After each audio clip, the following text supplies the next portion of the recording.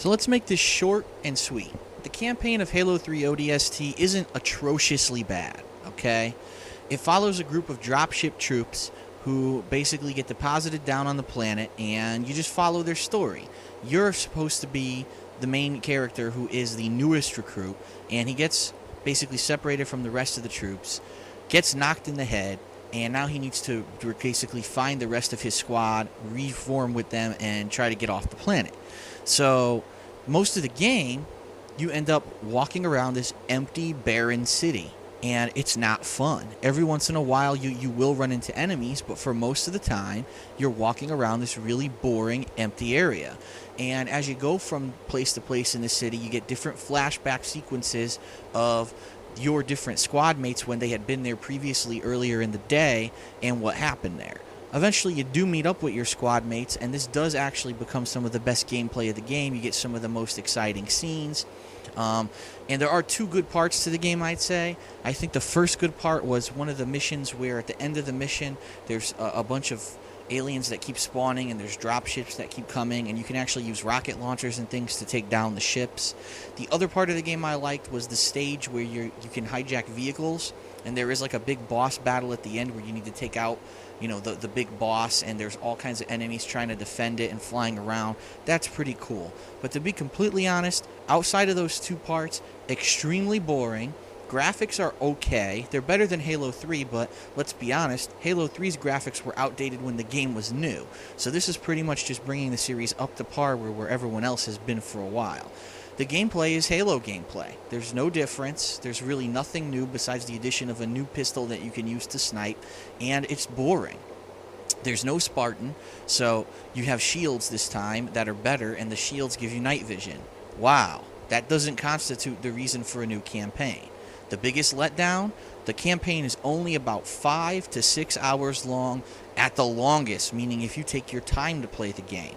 If you actually are pretty good at Halo, you can beat this in under 4 hours. It's ridiculous, it's short, it's not worth making an entirely new game for, and quite honestly, it's an embarrassment. And one of the most embarrassing parts, the soundtrack. A lot of people said that they liked it. I'm sorry, I don't need a saxophone in my Halo. Last thing that you expect to hear in a Halo game is a saxophone. I mean, yeah, that's exactly what I'm thinking of. Shooting a bunch of grunts, a bunch of aliens that are out to kill me, and then in the heat of the battle, Kenny G busts through the fucking wall and rips out a kickin' solo. Give me a fucking break. So I'm sorry, I gotta be honest. I really felt that the campaign of this game sucked shit. It's not good. There's two parts that are actually entertaining. It's too repetitive. You end up going back to the same fucking areas over and over, backtracking. Walking through empty streets is boring as shit. There's no fucking reason to even play the campaign. There's nothing. It's not good. The story's not even that good. It's boring. It really is. And so, to say that this is a new game worth $60 is bullshit.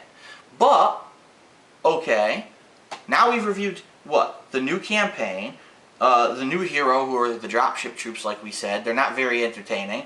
But there is a third one on the cover here that says new multiplayer. So what we really want to do is be fair and say, okay, what is the new multiplayer like? The Firefight mode. And to be honest, when I finished playing the campaign of this game, I was fucking pissed. Because I really thought that I had wasted $60. And then when I finally got a couple of my friends together, you know, one of my friends who actually was a really hardcore Halo 3 player, really liked that game back when it was new, got together, you know, we jumped online, we played, and actually, Firefight mode is pretty fucking good. Being able to play with 3 of your other friends, doing this co-op kind of a style, which is basically just a horde mode of Gears of War 2, only it's been thrown into Halo 3 now. You know, these waves of enemies coming over and over, you gaining points and things as you progress and you survive. It's a cool concept for a game like Halo 3. So, that's actually a pretty cool mode that they have there. One problem, in order to get all the maps for it, you gotta beat the fucking campaign, which no one wants to fucking play. Why would they do that? Why would they say, here's a great new game mode that's gonna sell the game. Oh, by the way, if you wanna play that game mode, you gotta beat the shitty ass fucking campaign that we threw together in 5 seconds so that you could fucking buy a game for $60. That's bullshit. And I'm sorry, but this game does not warrant a $60 purchase. I'm gonna be honest, I like the Firefight mode. And if I had the option to just download the Firefight mode, I would have. I would have spent the $20 or whatever it would have been as a DLC to download that mode and play it with my friends. But instead, what did they do? They decided to give me a game I already fucking had 2 years ago and got rid of, and another game that's a piece of shit, package it all together, hurry up and whip it together to a retail release, and basically rob me of $40. That's what Bungie did with this release. They robbed me of $40 fucking dollars. So, what I want to know is, I'm an honest guy. I play everything, as you see on my channel. I play almost every major release. My honest opinion of this game is that it's not that good. It's not bad. The Firefight mode itself, if it was sold as a separate product, would have been superb. But unfortunately, that's not what they did. They wanted to make fucking money. They were greedy, money-grubbing motherfuckers, and they sold it as a retail game. So why is it, when I go online, and I look at all these review websites, that they're kissing the game's ass? You don't know what I'm talking about? Let's check it out right now over here on my computer. Come on. Okay, so for you to get an idea of what I'm talking about, let's take a look at the one site that can really give us an interesting look. Metacritic.com. As you can see, we're on the website. Halo 3 ODST with an overall score of 83, generally favorable reviews. User score, however, is a 6.4. Wow, that's a fucking difference, huh? Based on 368 votes. Here's the problem with user score and why you can't go buy it. Every single fucking PlayStation fanboy jumps on these kind of websites and votes down games they've never played.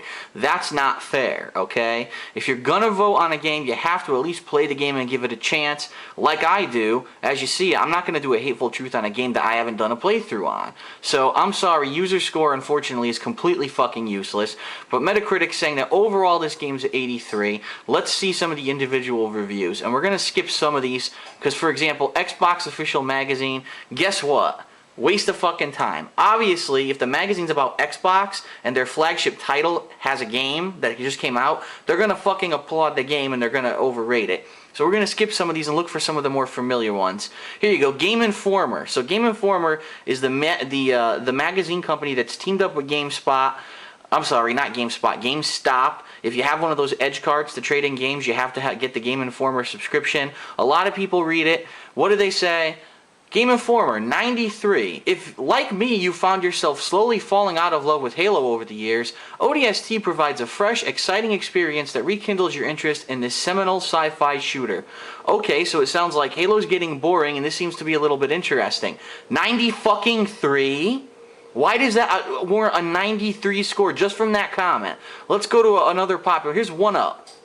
ODST does suffer for the lack of genuinely new elements it adds to the Halo universe, and the campaign mode is a bit brief. Yet between the enormous scope of New Mombasa, the unique atmosphere, the brilliance of Firefight mode, I can easily see myself pouring more time into ODST than ever any other Halo to date. Bullshit. That is fucking ridiculous bullshit. You couldn't even possibly spend more time playing ODST more than you paid Halo 3, because Halo 3, the regular Halo 3, has 24 multiplayer maps. ODST has a handful of multiplayer maps that are all co-op required. So, bullshit. I don't believe a word that guy fucking said in his review. That sounds like complete fucking fanboyism or someone's manager looking over their shoulder as they type the fucking review. He says in his first sentence, the game suffers from lack of new elements and the campaign mode is brief. Just alone, based off of that, how can you warrant a 91 as your score? Bullshit. Let's go to some more popular websites. GameSpot. Another popular website. 90. An awesome campaign and addictive new Firefight mode make ODST a thrilling new entry in the Halo franchise. Well, this is just wrong. An awesome campaign? What fucking person said the campaign in this game was awesome? Even the biggest Halo fanboys admit that the campaign kind of sucks, but that the Firefight mode is much better. What game did this fucking guy play? An awesome campaign? You want to hear what game has an awesome campaign? Uncharted fucking 2. Great voice acting, epic ass story. It's like watching a Hollywood movie. This guy right here should have his fucking balls cut off and shoved down his fucking throat because he's a lying piece of shit. Let's keep going. IGN, another popular website. There are places where Halo 3 ODST could be improved, but when it comes right down to it, every Halo fan should buy this game. Even if you've lost interest in the franchise over the years or haven't even given a Halo game a look, you do well to grab ODST and a few friends for some of the best multiplayer gaming around, especially with a wonderful addition as Firefight. Okay, his first sentence. There are places where the game can be improved, but when it comes right down to it, every Halo fan should buy this game. So basically his review says, if you're a Halo fanboy, you're gonna like the new Halo game. Holy fucking shit, no kidding. Are you an idiot? Like, did they hire fucking morons straight out of fucking college to write these reviews? If you're a Halo fanboy, of course you're gonna like the new Halo game. That's the dumbest fucking statement I think I've ever read in a game review, and it just proves that this shouldn't even fucking be here. 90, you outright admit the game could be drastically improved. How does it get a fucking 90? Now, let's do the flip side. I'm not even gonna read GamePro. Who the fuck reads GamePro? Let's do the flip side. Let's see who gave the game really shitty scores. Alright,